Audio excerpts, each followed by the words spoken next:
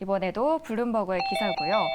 엑손 이야기입니다. 엑손 on supplying lithium. 전기차 배터리의 핵심 원료죠. 리튬 사업에 본격적으로 뛰어든 미국의 석유 공룡입니다. 엑손모빌이 주요 기업들에게 리튬을 납품할 가능성이 제기가 되고 있습니다. 참고로 이 리튬이라는 건 하얀 석유로 불리는데 전기차 배터리의 핵심 구성 요소로 배터리 원가의 40%를 현재 차지하고 있습니다. 본문에서 나오는 이 테슬라, 포드 그리고 폭스바겐 등의 기업들과 함께 현재 엑손모빌이 리튬 공급 이야기를 나누고 있다라고 하는데요. 킥박스 넘어가 보도록 할게요. 엑손모빌이 배터리 제조업체 삼성 SDI, SK온과도 이와 비슷한 논의를 가졌다라고 전해졌습니다. 관련해서 엑손모빌, SK온, 폭스바겐은 관련 질의에 응답을 거부했고요. 테슬라, 포드, 삼성 SDI는 답변을 하지 않는 상황이라고 블룸버그는 전하고 있습니다. 이처럼 논의는 아직 초기 단계에 불과하고 엑손모빌 또한 리튬 사업에 대한 구체적인 계획을 아직 내놓지 못한 상태입니다. 그럼에도 주요 업체들과의 납품 논의는 엑손모빌이 리튬 사업에 얼마나 관심을 기울이고 있는지 보여주는 최신 사례라고 블룸버그는 평가를 하고 있습니다. 앞서 미국의 월스트리트 저널이죠. 엑손모빌이 연간 7만 5천에서 무려 10만 톤의 리튬을 생산할 수 있는 시설을 매그놀리아 인근에 건설할 계획이라고 보도했는데요. 이 외에도 사실 지난 5월쯤이었을 거예요. 아칸소주 남부에 리튬 매장지를 1억 달러 이상에 매입을 했고요. 이곳은 무려 400만 톤의 탄산화 리튬이 매장되어 있는 걸로 알려져 있습니다.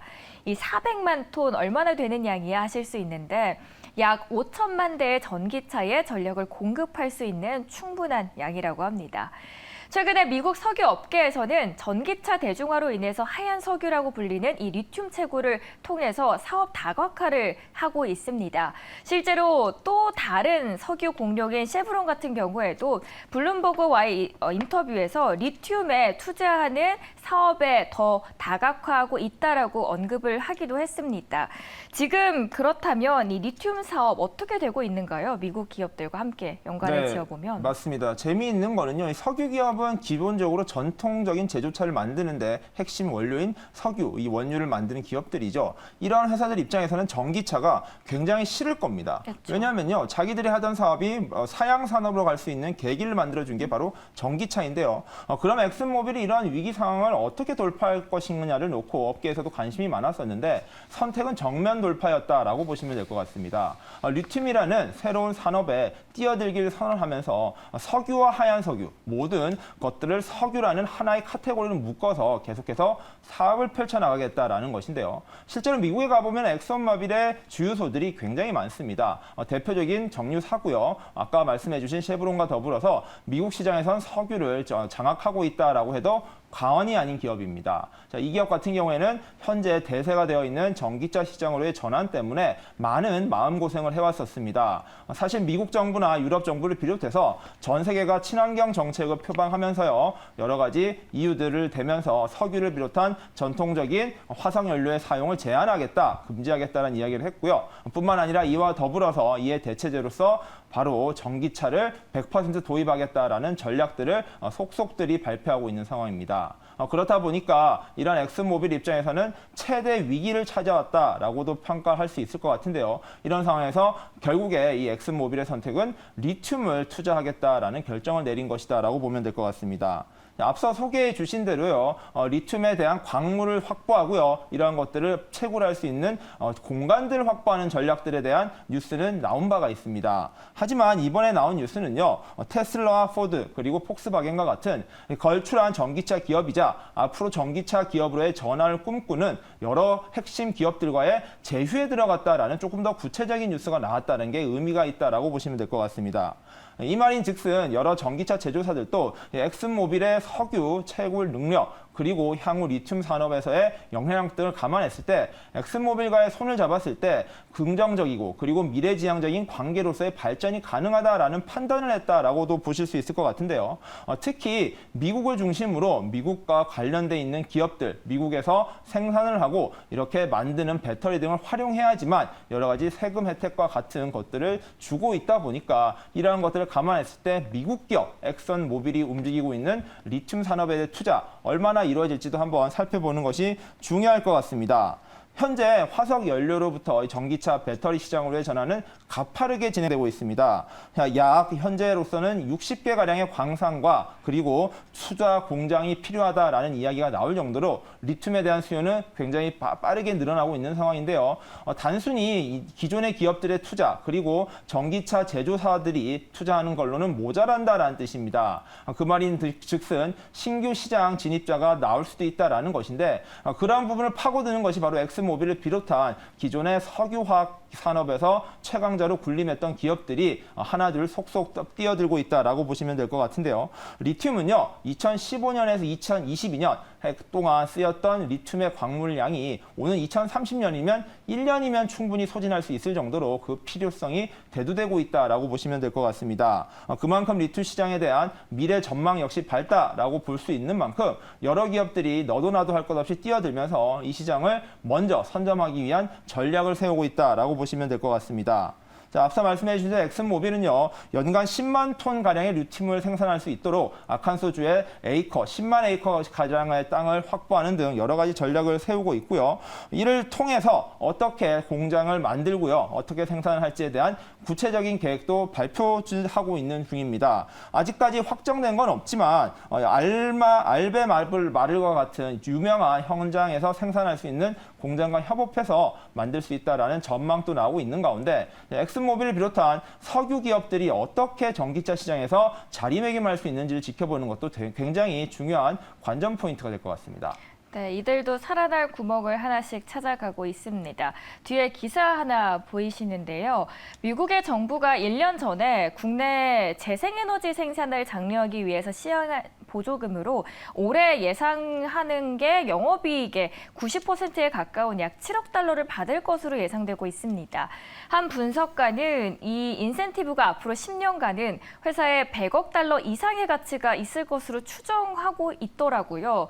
보조금이 이제 조금씩 두각을 좀 나타내고 있는 현상인가요? 네, 지금 바이든 정부에서 추진하고 있는 친환경 정책들이 계속해서 추진되고 있는 상황입니다. 이로 인해서 미국 기업들에겐 수혜가 될 것이다라는 전망이 우사해 있고요.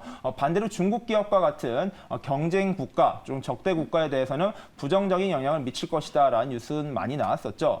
그리고 그 사이에 껴있는 한국이나 유럽 기업들이 어떤 영향을 받느냐가 한국 기준으로는 굉장히 중요한 뉴스였습니다. 예를 들면 인플레이션 감축법이 있을 거고요. 전기차에 대한 보조금을 지급하는 법 등이 있을 것 같습니다.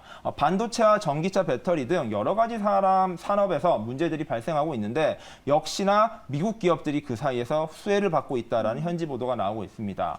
핵심은요, 친환경 에너지입니다. 지금 엑슨모빌과 같은 기업들도 이렇게 리튬 산업에 뛰어드는 이유, 기존의 석유 산업과 화석 연료 산업에 대한 부정적인 인식이 강했다는 거죠. 환경을 오염시키고 아무래도 고갈되고 있는 자료 원료를 쓰는 것보다는 새롭게 시작하고 있는 전기차 시장, 배터리 시장을 통해서 새로운 친환경 소재를 활용하고요. 여러 가지 산업에 창출할 수 있는 가치들을 만들어내겠다라는 것입니다. 자, 말씀해 주신 그 기업이 바로 퍼스트 솔라라는 기업입니다.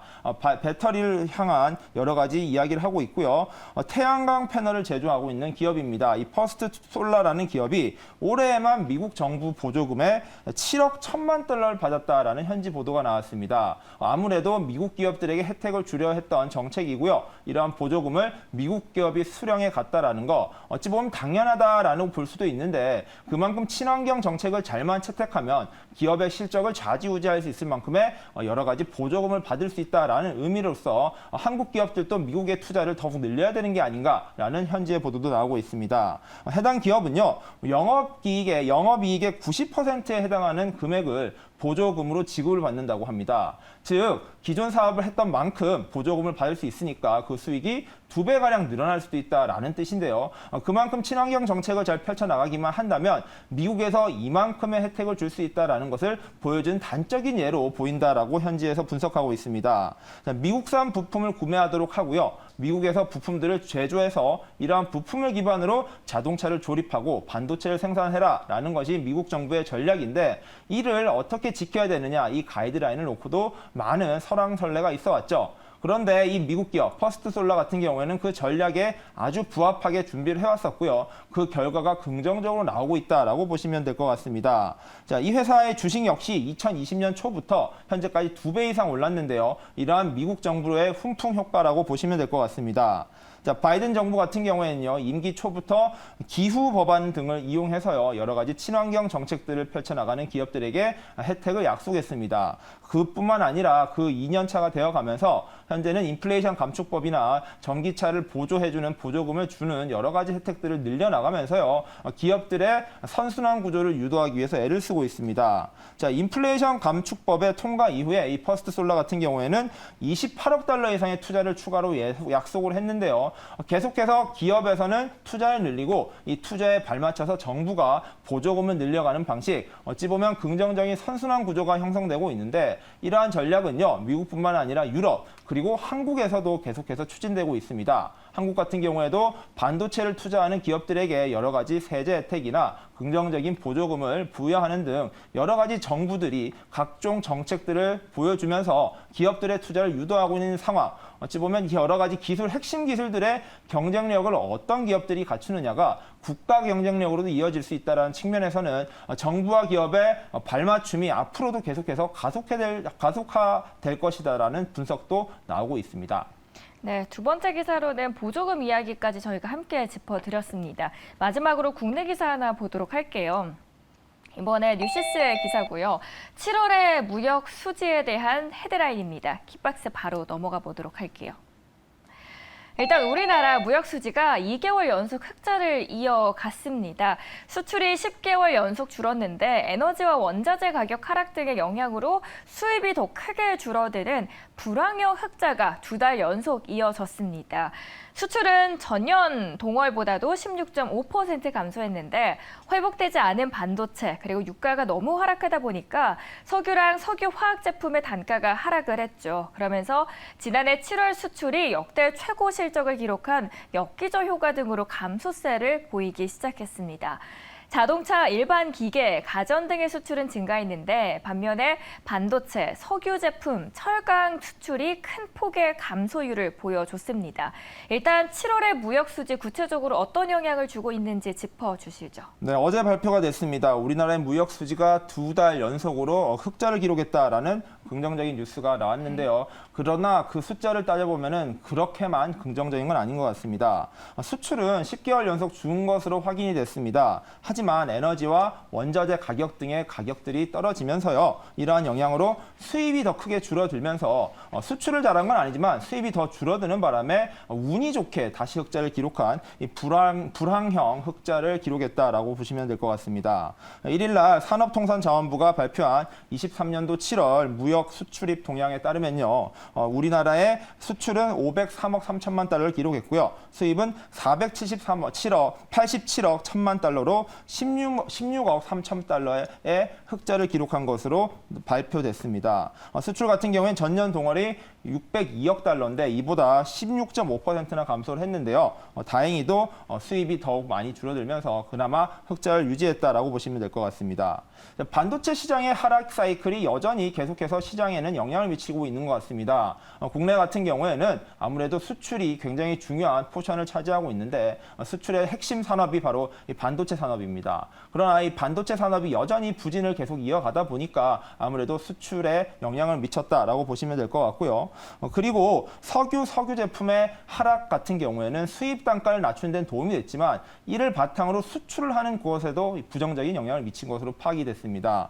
또한 지난해 7월 달 같은 경우가 역대 최고의 수출 실적을 거뒀다 보니까 전년 동기로 비교하는 여러 가지 데이터들이 엽기적 효과, 그 작년이 너무 좋다 보니 올해 잘 했더라도 작년보다 못해 보이는 효과를 늘어냈다라고 좀 이야기를 할 수 있을 것 같습니다. 자동차 같은 경우나 일반 기계 같은 경우에는 다행히 선전을 했습니다. 현대차와 기아차를 필두로 한 국내 자동차 기업은요, 전 세계에서 전기차 시장에서의 영향력도 펼쳐나가고 있고 긍정적인 효과를 내면서 전년 동기 대비 15%가량 수출이 늘어나면서 긍정적인 효과를 냈습니다. 앞서 말씀드린 반도체는 34%가 감소를 했고요. 석유나 석유화학 제품은 각각 42%와 25% 감소하면서 아쉬움을 보였다라고 볼 수 있을 것 같습니다. 자동차 실적 같은 경우에는 역대 7월 중에서는 최고 실적이라고 하네요. 그만큼 자동차 시장에 대한 기대감이 앞으로 조금 더 계속될 것으로 보이는 만큼 자동차 산업이 반도체 산업을 뛰어넘어서 대한민국의 대표하는 기관 산업으로 자리매김할 수 있을지도 한번 지켜보면 좋을 것 같습니다. 자, 지역별로도 다 좀 부정적인 숫자가 나왔습니다. 대EU, 미국, 중국, 아세안 국가들에 대한 수출이 모두 감소를 했는데요. 아무래도 지난해가 좀 좋았다 보니까 역기저 효과의 영향이 이러한 대지역별로도의 영향도 좀 미쳤다라고 보시면 될 것 같습니다. 수입이 더 많이 줄었다라고 말씀을 드렸는데 전년 동기 대비 무려 25.4%나 감소했습니다. 4분의 1이 사라졌다라고 하는 것이 어찌 보면은 그 규모가 줄었다는 게 부정적일 수밖에 없지만 이러한 흑자 구조를 만드는 데는 긍정적인 영향을 미쳤다라고 보시면 될 것 같고요. 말씀드린 대로 지난해까지 에너지 인플레이션이 여전히 영향이 컸다 보니까 그 여파가 미쳤다라고 보시면 될 것 같습니다. 원유 가격은 46%, 가스 가격은 51%, 석탄 가격은 46% 등 에너지 수입 물가가 47% 정도 감소하면서 이러한 흑자 구조를 만드는 데 기여를 했다라고 보시면 될 것 같습니다. 자, 산업부 관계자는요, 무역 수지 흑자 달성을 위해서 여러 가지 첨단 산업과 주력 산업의 수출 경쟁력을 강화하기 위해서 대책을 세우고 있다라고 하면서요, 수출 전략 회의 등을 통해서 통상 정책을 대응하고요, 중동의 고위급 협력들을 강화하는 등 수출 활력 제고를 비롯한 여러 가지 정책을 만들겠다라는 이야기도 한 상태입니다. 네, 지금 그리고 올해 상반기에 국세 수입이 지난해 같은 기간보다도 39조 원 이상 줄어든 것으로 나타났던데 6월에 국세 수입 현황을 보면 올해 1월부터 6월까지 지난해 같은 기간보다도 약 39조 원 줄어든 것으로 집계가 됐다고 하네요. 네, 맞습니다. 이 수출도 문제지만 결국에는 국가 예산을 운영하는 이 세원이 어떻게 마련되느냐도 굉장히 중요한 뉴스다라고 보시면 될 것 같은데요. 이러한 세수를 거두는데도 어려움이 커지고 있다라는 뉴스도 함께 나왔습니다. 자, 올해 상반기 국세 수입 데이터가 어제 나왔습니다. 그 데이터를 살펴보면요, 약 지난해 동기보다 39조 원 이상 줄어든 것으로 확인됐습니다. 생각보다 그 규모가 너무 크다 보니까 올해 전체 예산을 만드는데 어려움을 겪는 건 아니냐라는 우려를 키우고 있다라고 보시면 될 것 같은데요. 올해 1월부터 6월까지 국세 수입은 178조 5천억 원 가량을 기록했습니다. 이런 상황이 지난해보다 많이 줄어들다 보니까 하반기에 세수를 잘 걷지 못한다면 어려움이 커질 수밖에 없다라는 우려가 커지고 있다는 점도 한번 확인해 보시고요. 아무래도 여러 법인세도 줄었고요. 기업 실적이 안 좋았다는 뜻이고요. 소득세 같은 경우에는 부동산 거래가 줄다 보니까 양도소득세가 많이 덜 거쳤다라는 것이 주요한 이유입니다. 하반기에 열심히 하더라도 현재의 아쉬움이 언제까지 지속될지는 좀 더 체크를 해봐야 될 것 같고요. 그 결과에 따라서 올해 세수 확보에도 비상이 걸릴 수도 있다라는 분석도 나오고 있습니다. 네, 이렇게 오늘은 세 가지 이슈를 살펴봤네요. 먼저 IPO 관련된 시장, 그리고 리튬 시장, 그리고 마지막으로 무역 수지 관련된 이슈들 기사 통해서 하나씩 알아봤습니다. 저희 오늘도 시청해주신 여러분 고맙습니다. 저희는 내일도 이 시간에 다시 찾아뵙도록 하겠습니다.